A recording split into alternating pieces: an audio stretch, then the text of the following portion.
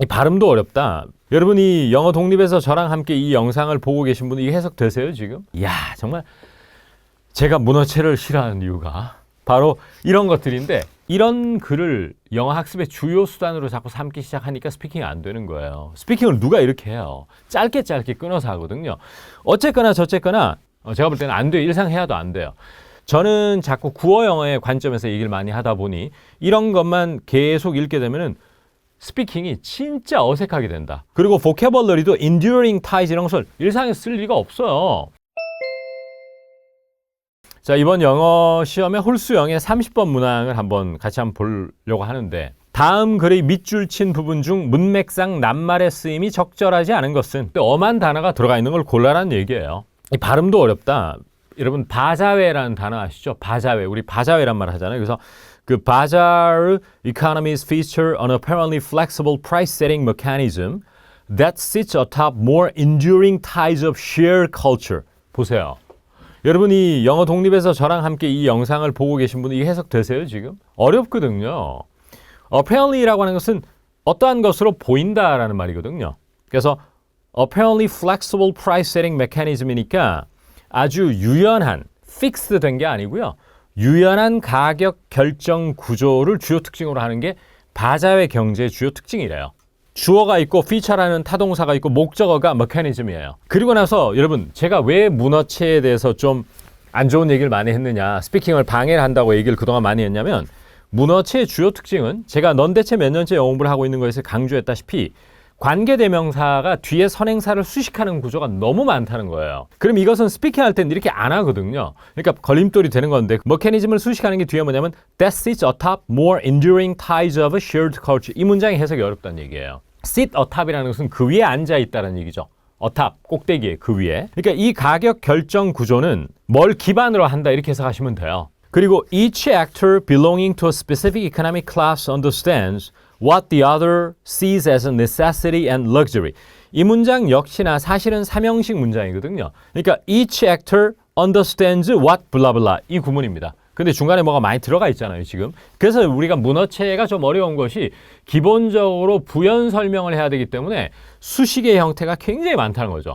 따라서 델리 바자회에 나와 있는 판매자는 어떤 것을 경계하고 조심하죠. is careful not to ask for very low prices for video games because at no point will the buyer see possession of them as an absolute necessity. 야, 정말 제가 문어체를 싫어하는 이유가 바로 이런 것들인데, 이런 글을 영어 학습의 주요 수단으로 자꾸 삼기 시작하니까 스피킹이 안 되는 거예요. 스피킹을 누가 이렇게 해요? 짧게 끊어서 하거든요.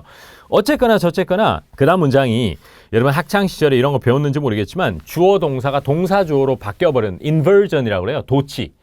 도치가 된 구문입니다. 보시면 at no point will the buyer see possession of item에서 이때 주어는 the buyer거든요. 근데 동사인 will, 조동사인 will이 문장 앞에 딱 나와 있잖아요. 이게 도치된 거예요. 쉽게 얘기해서 시간이 흐르더라도 이 사람에게는 여전히 비디오 게임은 사치품이라는 얘기예요.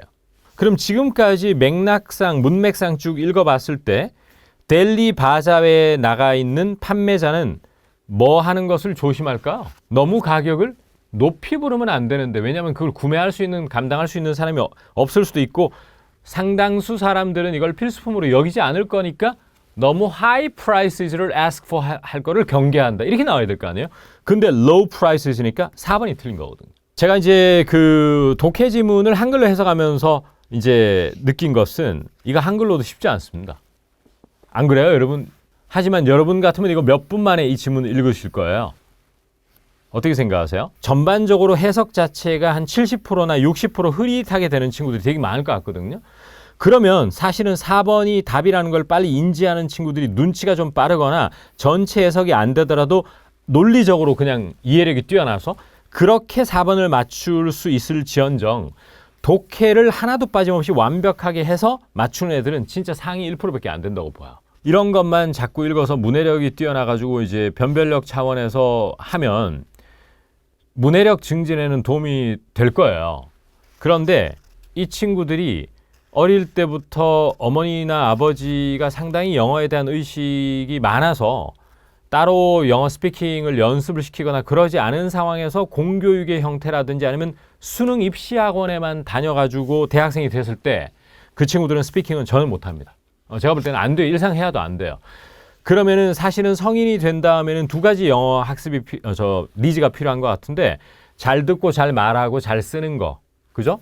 그것이 꼭 고급 영어가 아니더라도 그 니즈가 좀 있고, 그 다음에 어떤 사람들은 많은 글을 읽어야 되는 뭐 직업의 특성상이라든지 아니면 지적 호기심에 의해서 이런 문어체의 글을 읽어야 되는 사람이 있을 거 아니에요? 그러면 이미 그 후자의 경우는 수능 공부를 충실하면 해결돼 버려요. 제가 볼 때.